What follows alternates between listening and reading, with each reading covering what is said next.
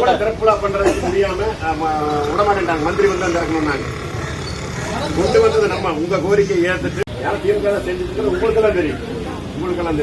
நிச்சயமா அந்த பஸ்ல சம்பளம் வாங்குற அந்த முயற்சி வந்து தேர்தல் குழு வந்தப்போ கூட அது நாங்க நீங்க நம்ம விடவத்து வந்து பேசினார். வரும் திமுக ஆட்சிக்கு வந்தா நீங்க நினைக்கிற மாதிரி நடக்கும். அதனால இதை வந்து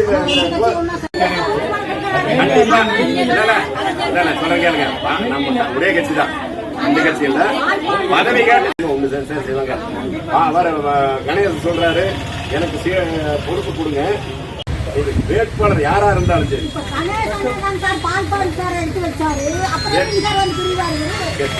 பிரியக்கூடாது.